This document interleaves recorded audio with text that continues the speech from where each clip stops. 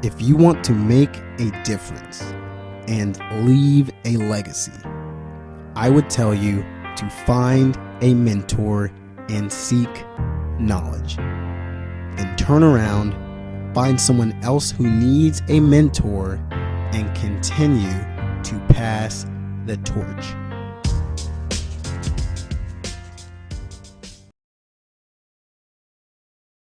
Hey, we are here on another episode of Pass the Torch podcast with Kaylee Radzyminski. Now, let me tell you a little bit about Kaylee. We met in Sea Cadets a long time ago. It feels like it was more than 10 years ago, which is pretty much, you think of like the Boy Scouts or the Girl Scouts for the Navy. Kaylee is a graduate of Tennessee Tech. She majored in geoscience with a concentration in geographic information systems. Kaylee is a commissioned officer in the United States Army, and she is a military intelligence officer, a captain to be exact.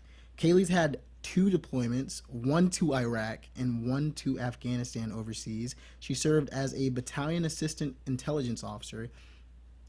That's also known as a battalion AS2 and a military intelligence company XO, as well outside of her MOS as a brigade commander operations officer.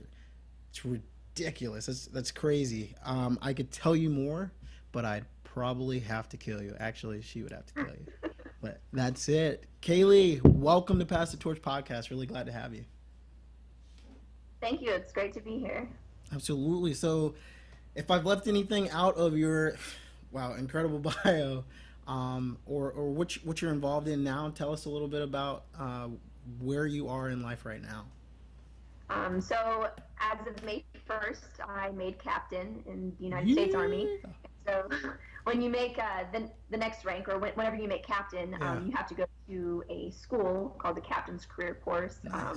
Each branch, such as like infantry, engineers, military intelligence, whatever it may be, you're required to go to a school which is about 6 months long. Currently, yesterday actually arrived to Fort Huachuca, Arizona, for my 6-month school to learn how to be a better military intelligence officer at the rank of captain. That is awesome. And military intelligence, anybody who hears about military intelligence, you automatically think of like the spooky, the behind the scenes. It's just pretty cool. It's like the mythological MOS, and then you talk to people and they're like, I look at maps. No, I'm joking. No, it's really seriously. Cool. But seriously. Seriously. No. Hey, so you got to military intelligence with it. I think is awesome. Why did you join the military, and then what made you join the Army? So I've always wanted to join the military. I come from a military family, not since I've been alive, No. But previously. So my grandfather was a major in the Marine Corps. 2 of my uncles were in the Marines. And I think growing up and having those role models, it really instilled something in me wanting to give back to my country. Again, not since I've been alive, but just their mentality and how they treated people, their outlook on life definitely inspired me to want to live the same type of life that they had lived. Yeah. So for the longest time, I did want to join the Navy. My family members called me Squid. Yeah. But I actually ended up applying for and accepting a Army ROTC scholarship. So I received a 4-year scholarship. I went to Tennessee Tech University, thoroughly enjoyed my time there, and There's stories. I'm sure. And commissioned into the United States Army. And granted, like, the Army was never something that I said, I want to join the Army, but I have enjoyed the last 8 years of my life, and I wouldn't pick anything else. Yeah. I have a bunch of buddies in the Army, Navy, Marine Corps, everything, and we're always, yikes, we're always jabbing each other and saying, hey, which service is the best, which obviously that's Marine Corps anyway. We don't even need, no, I'm just kidding. No, but I think that's really cool. Anyone who raises their right hand and decides to serve their country, and especially now is a crazy time all around the world. So I think that's really cool. And yeah, we were all in Sea Cadets together as kids, and who who knew years later this is where we'd be, military officers serving our country. Like it's pretty nuts. Do you remember Yeah, that? Uh-oh, can you hear me? well, you broke up. Will you say that again? I said, do you remember when we were Yep. kids in Sea Cadets? It's pretty nuts. No, I do. And then I saw you a few years ago That's again. right. That's right. You want to talk about that at all, or Yeah, no, no? absolutely. And just so you know, you're frozen again. But We're gonna go live. I should unfreeze okay. at some point. Okay. So I was at tank school, and yeah, that was pretty interesting at Fort Benning, Georgia, and it was me and a few other. There's only like about seven um, Marines. Not a lot of Marines go through tank school at any time, but a lot of Army officers go through what they call ABLE, like Army Basic Officer Leadership Course. So as a Marine, it pains me to say that the Army is responsible for training me to be a qualified tank officer, and that's yeah. The Army actually trains us in pretty much all of our training um, when it goes to artillery or tanks and stuff like that. So I give the Army its credit there. Okay, there I said it.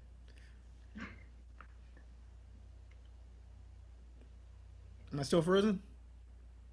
Yes, you are. Oh, okay. I'm gonna yell. Tell us about yeah. Go. You can go ahead and tell us about what you were doing at that time. And Okay. So this was spring of 2015. yeah, About 9 months after I arrived to Fort Campbell, which was my first duty station. yeah, And I was actually at Fort Benning, Georgia, attending the Ranger Training Assessment course, which was the prerequisite that you had to go to as a female before you had to go to it and pass it before they would insert you into the first Ranger School class, yeah, which was the April class. I'm surprised that Levante recognized yeah. me. I did Um, immediately. my about a quarter of an inch long. um, and I'm pretty sure you're actually the one that saw me, and not the other way Yeah, around. I did. Um, but yes, that happened. It's um, badass. It's so I was badass. there. Unfortunately, I did not pass. I went twice back to back. The first time I failed land nav Yeah, because I lost math. Don't lose your math. that is Write it bad down. luck. Yeah, And then the second time I failed push-ups by 4 on the PT test, but I passed land nav. Um, yeah, so unfortunately, I didn't get to insert into the Ranger School class that started in April. yeah, And that whole experience. I would say up until recently, I considered that to be my biggest failure in life. But thanks to all of the mentors that I had and still have, um, I realized that it's not necessarily a failure because I failed. It's actually considered I guess, kind of a success. yeah, One, because I grew. I stepped outside of my comfort zone and I did something that I don't say that I didn't think was possible, but definitely like 5 or 6 years prior, I wouldn't think that that was possible. yeah, But it's just the hard work, the determination, the dedication, um, it, stepping outside of your comfort zone, and doing that journey and going through things that you never thought were possible, and then coming out a better person, a better officer, a better leader on the other side. And I do plan to go back yeah. sometime within the next couple of years, and hopefully pass this time. But You will. I'm better because of it.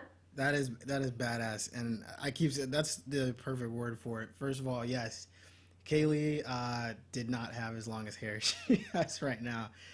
I immediately recognized you, and it was really cool knowing that that's what you were doing, and that's something that for guys, because traditionally it was a all male course, and then it opened up to females, and just the fact that you even said this is the challenge I'm going to put in front of myself, and you went and you did it twice, not just once, but twice.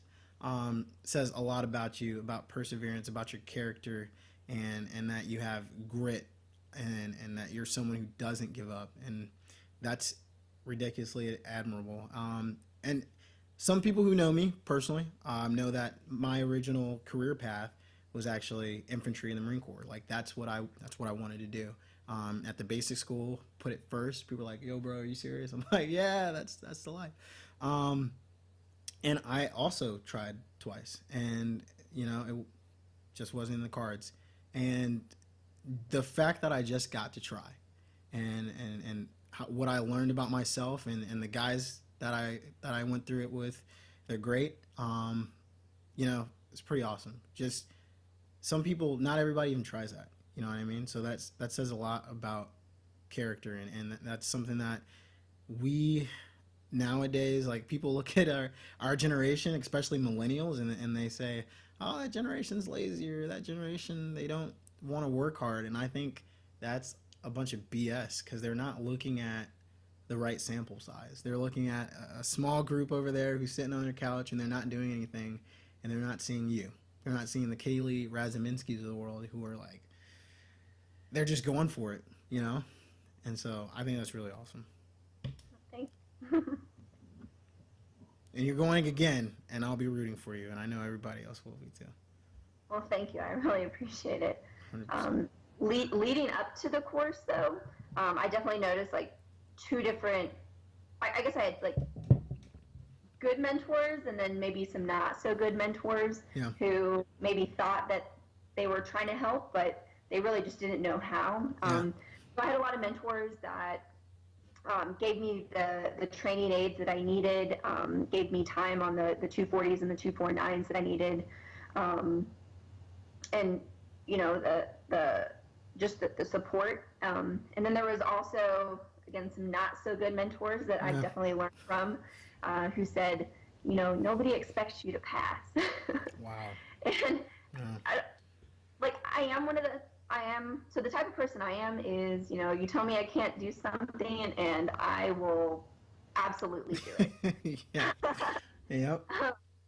So, and I learned from that, and I know, not to do that in the future. At least not to have that type of leadership style. But so, yeah. I like it when people tell me I can't do something. I do. It's like, okay, screw you, like, respectfully. With all due respect. I said with all due respect. Like, I don't know. It's fuel to the fire, and when you do it, some of those goals, it's gonna take me a while to do that, and you probably have goals like that too, where they're like, you can't do it. I'm like, well, shoot.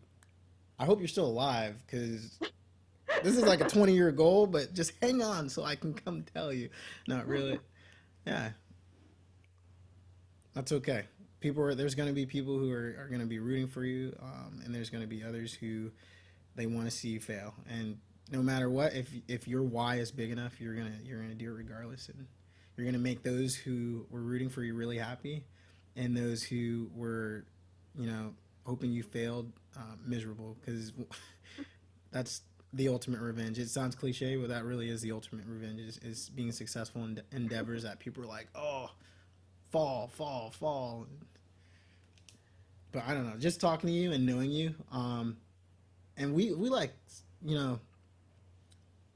knew each other when we were younger, and then saw each other for a little bit, and at Fort Benning, and it's really, I love social media for these reasons, and that it truly does keep people connected. And I've been watching, and I've been not stalking, seeing what you're doing, and I'm like, again, one of those people who are research. Yeah, research, intelligence, right? And rooting for you, like, yeah, you're doing great things. So I say keep going. You probably have more support than you realize, and sometimes the haters are just the loudest, and so those are the people we notice the most. That's true. What would you say to someone else, like, especially someone who's new to the military, or that new officer who's like, and then even women, what if they're trying to do the same thing? Would you tell them, hey, like this is male dominated, stay away, or would you say go for it? I would say absolutely go for it. One of the things I like about the Army, or just the military in general, is that, at least from what I've seen, everything is performance based. Yeah. And if you can perform well, you're going to get selected to do the hard jobs. You're going to get the opportunities that will set yourself apart from your peers. Yes, it's hard, and I don't know if I've had to work harder than my male peers. Yeah. No idea. Yeah. I just, every day, I try to give it 110%, and I think I've been successful at that so far, and I think that's why I am where I am today. I try to have the servant leadership mentality. If there are other people that still have things that are undone, even though I have completed all of my tasks for the day, I always go and help them out. It might not be within my MOS, but it helps to not only like broaden myself, I'm also helping out my peers, which in turn is helping the organization to be better for our country. So I would say just like, yes, it's hard, but it's completely worth it, and it is 100% performance based. Definitely. For the most part, that's something I've seen too. Like those who work really hard are the ones who, if everything is going well, are the ones who are going to be recognized, and those who don't, eventually, it might take longer than it should sometimes, but they're going to go there because it's perform to stay. So, I have the same observation. And I think a lot of times there are people that say, well, this isn't fair. Based off of like gender, but in all actuality, I think they're just not as mentally tough, or they're just trying to get other people to expect less of them. So, yeah. So let's talk about let's see, star mentors. Do you have any mentors who stick out in your mind that you've had, either preparing for the Army or in the Army, who've stayed with you throughout that time, kind of in your mind, even if they're not necessarily your mentors right now? Okay. So my mother, she has instilled in me great morals. I remember, so I don't remember this, but she tells everybody this, and it's kind of embarrassing. But when I was 2 years old, I told my mom that I wanted to go outside and play.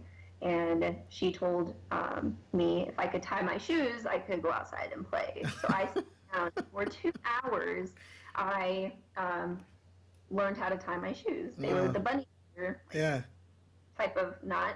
But I did it, and I think that just kind of shows her parenting style. If I want something, like, I need to work for it, and it just putting hard work in reaps amazing benefits and amazing rewards. And so I'm very thankful for my mom, because it was just her and I growing up. And then also my grandfather, who I would say is the number one person that helped me to develop my love for this country, and to want to give back so much, and to how to be a great leader. Actually have so he was a major in the Marine Corps, actually have like a signed memorandum. It's probably like the 60s or 70s. But it's from the NCOs of the unit that he was a part of, thanking him for his unwavering dedication to the soldiers and the men of the unit that he was a part of, and every single one of them hand signed it.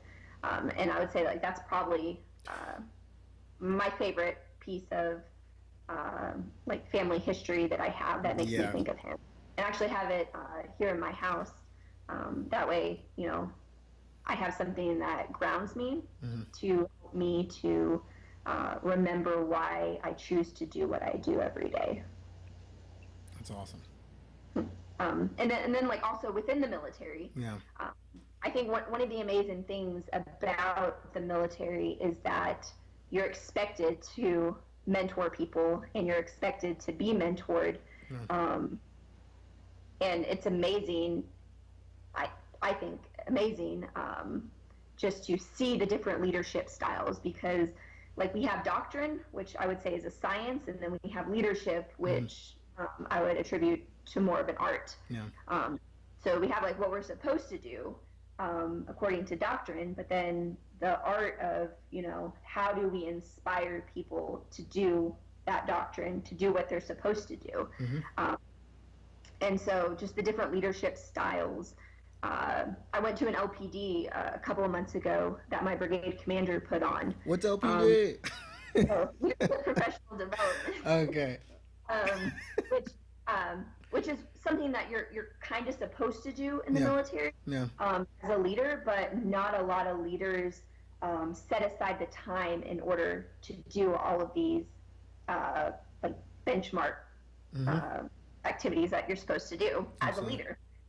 So I went to a LPD, and one of the things that he was stressing was the importance of remembering people's names, because your name or somebody's name is the most precious sound that they can hear. He talked about the book How to Win Friends and Influence People by Dale Carnegie. Now, this whole LPD was during a PT session, so we had probably like 30 people consisting of majors and captains, and we were all like sitting in a circle, and we had this 20-pound wall ball, so we were sitting and kind of elevating our legs, so that way it was an ab workout, and we were passing this wall ball, and we had to pass it, and wherever it started, that person had to say everyone's name as the wall went around. Thankfully, so we got halfway around the circle, and it was still going. Thankfully, since I was the Brigade Command Group Operations Officer, I had to send them all an email telling them that they had to come to this on that certain day. So I knew everyone's first names because you have to type it into the email system that the military has, or that the has, in order to send out that email. That's cheating. Everyone's abs appreciated me. Yeah, absolutely. But it's just little things like that. Our Brigade S3, so our Brigade Operations Officer, I think it was either Thursday or Friday, he would do a lunch at the DFAC, or it was for company grade officers, so captains. The different topics that they would cover could be like command supply discipline, or like breaching techniques. Just the topics would vary week to week. But this major is probably the busiest person in the brigade. Everything that the brigade does or fails to do is on his shoulders. But yet, I think him taking that hour out of every week to set aside to do this for all of these captains and lieutenants just really shows the type of leader that he is. Definitely. Because he could very selfishly say, I'm too busy, I'm worried about me, my evacuation report, but he wasn't. Like, he constantly set aside time to develop others. So. That's phenomenal. That's really cool. And I'm glad that you guys are doing events like that. We try to do that as much as possible as well, and that just shows the strength of the military, because we're really mindset involved. And like you said, like military, it's not just encouraged, it's expected. It's part of your job. If you are a non-commissioned officer, if you're an officer, you are mentoring others, and if you're not, then you probably need to figure out another occupation, because in other walks of life, like, it's nice to have a mentor, but in the military, that transfer of knowledge through multiple different generations, that can mean the difference between life and death. We're talking about Afghanistan, Iraq. The new generation that's coming up, they need to know certain TTPs. They need to understand doctrine, and that needs to be passed on so that those who are coming up under them also can go and they can make it back, because that's what it's about. So I think it's really cool that you said that. So are you able to mentor anyone? And if you're not able to mentor anyone, talk about like the expectations if you were. Okay, so up until recently, I had been thinking that I didn't have the experience or really the knowledge in order to be a mentor. No. And I would say it wasn't until people, so in my last job, before I left Fort Campbell to come out here, people were coming up to me and asking me for advice, and I really didn't consider that mentoring, just because I had always been mentored. I didn't know how to be a mentor. Yeah. I never like rated anybody, and had done their evaluations. So that whole concept was kind of foreign to me. No. And it really wasn't until I started getting these questions that I realized that, it doesn't matter what position I'm in, or what level of authority that I have. Like, I have the responsibility to seek out every opportunity that I can, or to be as approachable as possible. Yeah. For mentors to either like come to me, or for me to just look around and see like what areas I can impact. So unfortunately, it wasn't until I left Fort Campbell that I really realized this. But at my next duty station, I fully intend on coming up with my own mentorship style, in conjunction with my leadership style. That way I can better serve those that I serve. Yeah, no, what you said is it's profound, because I know a lot of people are struggling with the same thing. It's like imposter syndrome. Who am I to mentor someone else? Like, I'm just, Yeah, it's like, you know?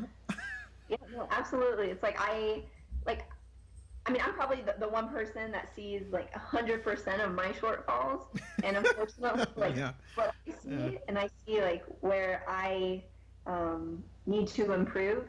And so sometimes when people come up to me, it's just I don't say I don't feel worthy, but it's just, like there's so many people that I look up to, and so I don't feel like I meet what they are. Granted, they've been in the military, 10, 15 years longer than I have, and are probably 10, 15 years older than I am.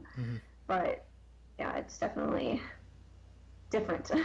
Yeah, there's we're in the age group. This is what I started realizing, and I don't know if it's the same age group in the Army, but in the Marine Corps, like lieutenant, second lieutenant, first lieutenant, you're kind of around the same age as your sergeants, and you're like, okay, this guy or girl has been around either the same length, or if they're a sergeant, longer than you. So who am I to evaluate this person? You kind of, it's very humbling. But then when it comes from the technical side of what their MOS is, they're there to, they're advising you. In a tank, I learned pretty much everything I know of how the best way to do some of the things like that will actually work from Lance Corporals. So, no kidding, not from the Corporal NCO, the mighty NCO. I learned it from the Lance Corporal, who in the Marine Corps sometimes are not looked at as the all powerful. They're kind of at the bottom of the totem pole, but I have the utmost respect for my Lance Corporals, because they took care of me in the tank. They were like, hey, this is how this works. Whereas on our level, I was able to help with the tactics. I was able to, recently, some of them were transitioning, and I was able to look at their resume. I'm like, these are things I can help with, absolutely. An operations order, Some of them have never done an operations order. They receive them. Some of them sleep through them, but that's their side, right? And that's where we can come in. It's that mentoring and coaching, and we know that from the get go. Even our initial training allows us to impart some of that knowledge, but we're kind of conditioned sometimes to think you don't have anything to add yet. You need to be in for 4 or 5 years before you can start making a difference, which is not true. Like, and I struggled initially with the same thing. It's like, well, I can't mentor these people. Like, I haven't done anything yet, but it's not true. Just by the basis of kind of your life experiences before you got to college, in college, and then even at your MOS school, and then after, like, you're able to impart that knowledge to them that some of them have and some of them don't have. And no matter what, you're going to have a different perspective because you're you. There's only one you. So you're going to be able to see it from a different lens. So, and it's really cool. I know a lot of people who struggle with that, myself included. So, just kind of thinking through, like, I'm going to challenge anyone who's listening to this podcast. If you don't think that you're someone who has enough knowledge to mentor, I want you to really look at what you've done in your life, and I want you to find 3 things that the people around you have not done, and then I want you to find someone else you can impart that knowledge to. And that's kind of the challenge, because as soon as I started kind of differentiating those things, I realized I actually had a lot to offer that. So cool. We're gonna. I'm gonna do that. You're gonna do it too. You're gonna take the homework. I'm like, I can't give her homework.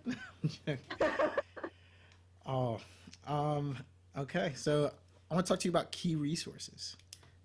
What's like a key resource today that you're using that contributes to your success, whether it be a planner, software, an app, anything? So I am a heavy planner. Yeah. I plan everything out, and in the military, we have something called the 1/3, 2/3 rule. I know. 1/3, the amount of time is to plan, and then 2/3 is to rehearse. So say I have something to do in 3 weeks. Well, that first week, I'm just planning like what it is that maybe making a list for what I need 3 weeks from now. And then the next 2 weeks, I'm purchasing those things that are on my list. That way I have everything by that 3rd week. That way I'm not running around like a crazy person and stores are closed and whatnot. So interesting example, but that's the 1/3, 2/3 rule. I like it. So I am a heavy planner. I write everything down. I ask a lot of questions. So something in the military that I rely on, there is a Facebook group for females in the military. It's called the Army Women's Officer Mentorship Group. Wow. So it's on Facebook. So if you are a female in the United States Army, I don't know if people from other branches are on there, but definitely women within the United States Army, like chances are, and you have a Facebook account, chances are you are a member of this Facebook group. Yeah. There are thousands of members. If you have a question, people usually just type it on the wall, and you could get anywhere between 50 to 100 answers. Oh, wow. It could be a question like, I don't even know. As far as awards, what are some of the different awards that you're putting in your soldiers for? Or it could be, which is more socially acceptable for me to wear in my DA photo, the pants or the skirt. Yeah. So the range of questions is very large. But again, it's awesome because, like, if you're a member of the United States military or a female and have a Facebook account, chances are you're on that group. So you have access to a very large mentorship population. Very cool. Very cool. Yeah, that reminds me of, well, JOPA is kind of like comical, but that's very professional and a good support network that is absolutely needed, and I think that's really cool that you're able to tap into that, and that's there's nothing more powerful than that. Is a group of like-minded people, and then you have a group of like-minded women who are there to support each other and listen to each other. And again, it's that culmination of knowledge that you really can't beat. That's really cool. Absolutely. Okay, what is let's see, what is the biggest obstacle that you've ever faced with the help of a mentor? And if it wasn't with the help of a mentor, that's okay. um, so I would say biggest obstacle. I would say I encountered that in my last job, Yeah. being the Command Group Operations Officer. So then I was a first lieutenant, Yeah. and I was working with slash for all of the brigade staff, which are majors, so Mm. field grade officers, um, Yeah. who have been in the military 7, 10 years longer than I have. Um, and so whenever the brigade commander had a task or said something needed to be done, like I would have to go around and collect information, give his guidance, or whatever it may have been. But I would say I was very timid, but yet I still needed to accomplish the task, Mm. or get the information. And as a first lieutenant, you can't really not tell a field grade officer what to do. Yeah. But a lot of times, if you ask, being a first lieutenant, it's like I have 100 other things to do. Mm-hmm. But definitely with the help of a mentor, the brigade executive officer, who really is in charge of the staff. Yeah. But uh, you know, he was just like, "You're doing a great job. Just keep doing what you're doing. Um, be a little bit more aggressive if you need to be. If you know you get, I won't say flack, but if you get any pushback, come let me know." Yeah. So it was like having that that person behind you. That way, you know that you're doing your job, you're doing it to the best of your ability, and you're doing it for a greater purpose.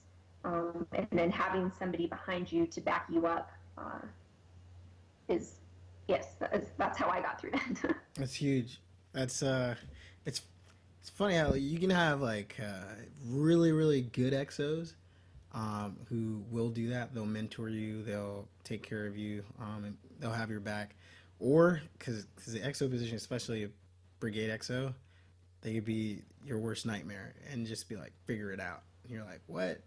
I need help. I need you to have my back. And they could look at you like you're crazy. Because I mean, so I'm hotel, not hotel, excuse me, headquarters and service company XO, and it's the same thing. A lot of the section heads, well, two of them are majors. A lot of the chiefs have been in the Marine Corps for 15, 20 years, and here I am, first lieutenant, running around trying to do the same thing. And yeah, and I'm a smiler if you haven't noticed, and I'm a very happy person, and the XO position is not the position to be a smiler and incredibly happy person. So people were telling me, "Hey, man, you need to be kind of a jerk. You need to not smile so much, and that's gonna make you more effective." And I'm like, "So I need to change. I need to be someone else." But he told me, "No, you don't need to change." Tim Wright, Major Tim Wright, who is by far, like, he's one of my favorite mentors. Big, huge dude, ridiculously intimidating. If you don't know him, if you do know him, you know this. He is he has one of the most genuine hearts, and truly cares about you. He'll chew you out if you need it, but he'll also pat you in the back. And so when you said that, that's definitely what that reminded me of. Again, a major. So the Oak Leaf Club, right? Major Tim Wright, amazing man, mentor and XO. I had to throw that. I had to give him a shout out. No, but I love that. That's cool. So, Awesome. this brigade XO. So is he a lieutenant colonel? A major. He's a major. Okay, very cool. Wow. Yep. And you work with all of them. You did on a daily basis, and you had to Yep. kind of understand personalities. Okay. Yeah, Very different personalities. yeah, I mean, that's really what leadership is, hmm being able to identify different personalities, and I don't say that, but you you gauge other people, and then you kind of alter your personality in order to um, like be helpful or like get information.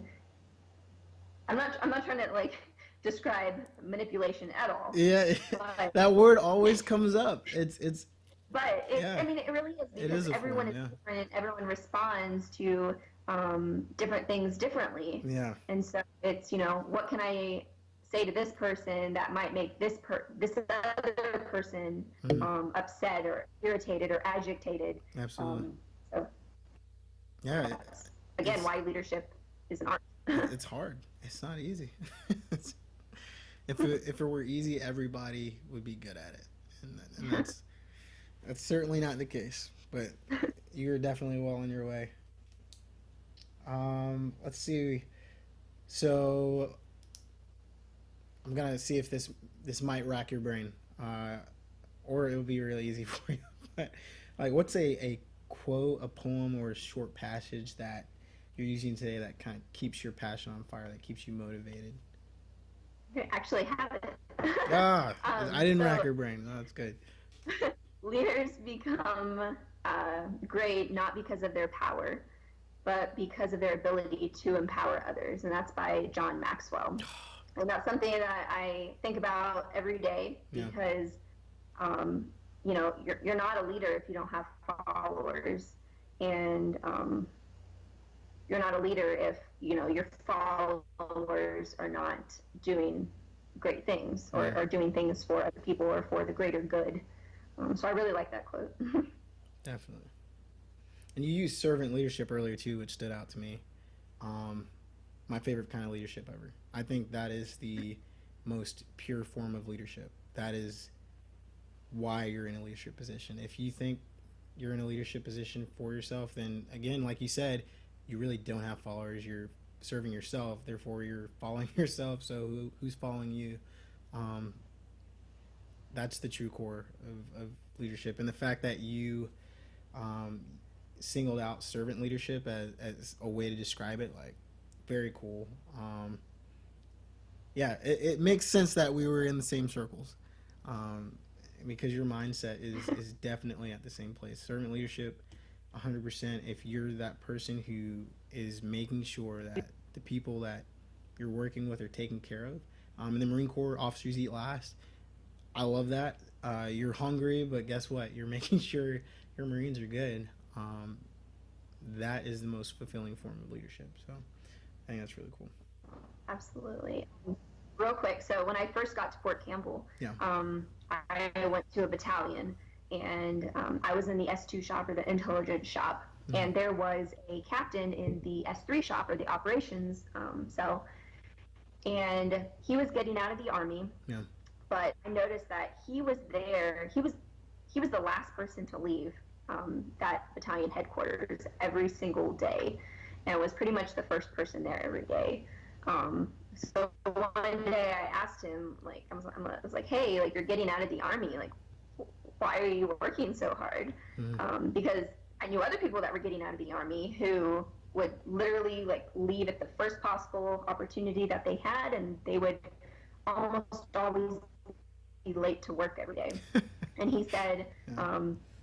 he said that he stays because he knows that if he doesn't do his job to the best of his ability, that he's going to make his peers, his brothers, suffer, because it's going to fall on them. And I thought that that was very profound what he said. And being a second lieutenant at the time, Mm-hmm. like that had a huge impact on me. Yeah. And that's what he's out of the Army now, but that's what I strive to live up to every day. Oh, that's awesome, and that's pure mentorship right there. He said something to you. What was that? A few years ago, at least. This was in 2014. 2014. So Yep. at least 3 years ago, and his words are still resonating in your mind and guiding you and kind of being your North Star for how you work and how you Yep. think of where you're at. That's awesome. That's the power of mentorship. That's incredible. And he's doing great things somewhere else, but he probably doesn't even realize the impact that he's had that is continuing through the Army. Then Second Lieutenant Kaylee Radzyminski, now Captain Kaylee Radzyminski. Kaylee outranks me, by the way, but we won't go into that. I will catch up to you eventually. You will. No, that's really cool. Cool. So much value. We could probably talk for a very long time, and people are gonna have to go intermission. We're already at the last part though of Pass the Torch podcast. Torch holders, we have arrived at the time in our program where our guest has 1 minute to pass the torch and leave a legacy. We all know a mentor is a person who has achieved a level of success that we desire and it can effectively guide us to success as well. Based on the success you, Kaylee, have achieved at this point in your life, if you could pass the torch and leave a legacy message to your former self and anyone else in a similar situation, how would you pass the torch in 1 minute? It's all on you. Okay, so I did write something. No, you're good, yeah. So, you have only one life to live. Will you make the most of it? I ask myself this every day. Every day, strive to be better than you were the day prior. Life is a competition against yourself, not those to the left and right of you. If you constantly compare yourself to those to your left and right, you'll only be as good as them. You won't get better by constantly comparing yourself to others. In order to grow both personally and professionally, seek out the hard jobs and new experiences, maybe even experiences outside of your comfort zone. Be comfortable in the uncomfortable. Remember, we are all people, regardless of race, gender, economic class, political affiliation, or rank. We all have the same basic needs. Be a servant leader in all you do, and I guarantee you will live a life that impacts many. Whew. It's probably like 30 seconds, but that is awesome. That's a lifetime worth of experience right there. Okay, I could go and dissect every bit of that. Be comfortable being uncomfortable. Like, wow, really cool. I'm gonna have to get that piece from you so I can put that in the show notes so everyone can read that because they can listen to it too. But very cool. That was awesome. So, thank you so much for being on Pass the Torch podcast. Yeah, I was just like, hey, what's up? And you were like, hey, yeah, I'll do the show. And it was a great show. I really appreciate your time. Your answers were great. And yeah, thank you for another episode of Pass the Torch podcast.